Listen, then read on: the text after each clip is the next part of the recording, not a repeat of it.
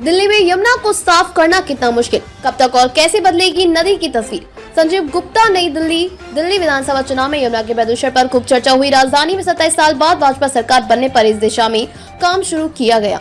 मशीनों के जरिए नदी से कूड़ा कचरा निकाला जाने लगा। उपराज्यपाल वी के सक्सेना ने 3 साल में यमुना को साफ करने का लक्ष्य रखा है। विशेषज्ञ मानते हैं कि 3 साल में यह लक्ष्य हासिल किया जा सकता है, बशर्ते इसके लिए सही दिशा में प्रयास किए जाएं। इन प्रयासों में वर्षा जल से स्थानीय जल स्रोतों, पोखर, तालाब, झील को भरने के साथ भूजल में वृद्धि करना भी शामिल है।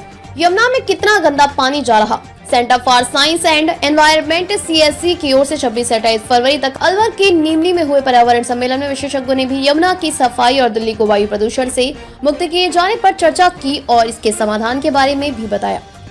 ऐसा नहीं है कि यमुना की सफाई के लिए यह कवायद पहली बार की जा रही है। पहले भी कई प्रयास हुए हैं लेकिन सफल नहीं हुए। नीमली में हुए सम्मेलन में CSE के वरिष्ठ कार्यक्रम प्रबंधक वाटर एवं वेस्ट वाटर सुष्मिता सेन गुप्ता ने इसका कारण भी बताया।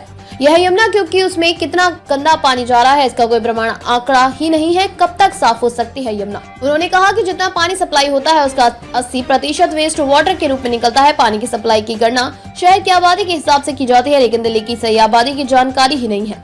उन्होंने कहा कि पानी की गुणवत्ता के पिछले 5 वर्षों से आंकड़े बताते हैं कि यमुना की स्थिति बहुत गंभीर है। ITO पुल पर पहुंचते ही यह मृत प्राय हो जाती है। इसमें घुलित ऑक्सीजन की मात्रा नहीं मिलती है, यानी ऑक्सीजन शून्य है। किसी भी नदी की जीवन धारा के लिए घुलित ऑक्सीजन अनिवार्य है। उन्होंने कहा कि दिल्ली के किसी भी हिस्से में यमुना जल मनुष्य के उपयोग के लायक नहीं है। यहाँ फीकल कालीफॉर्म की मात्रा भी मानक स्तर से कहीं ज्यादा है। इसकी बड़ी वजह दिल्ली के बड़े हिस्से में सीवरेज नेटवर्क नहीं होना है। दिल्ली में प्रदूषण की वजह पराली नहीं, वाहनों का धुआं।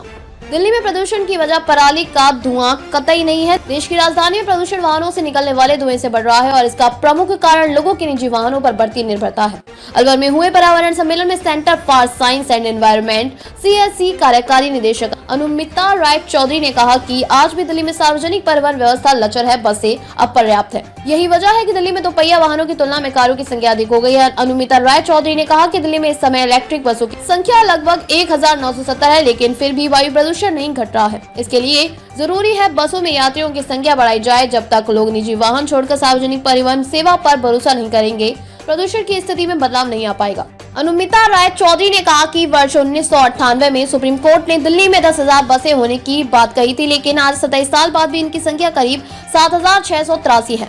केंद्रीय आवासन एवं शहरी विकास मंत्रालय के मुताबिक प्रति 1 लाख लोगों के लिए 60 बसें होनी चाहिए लेकिन दिल्ली में मात्र 45 बसें ही उपलब्ध है। उन्होंने बताया कि बसें तो कम ही है लेकिन इनमें चलने वाले यात्रियों की संख्या में लगातार कमी देखने को मिल रही है।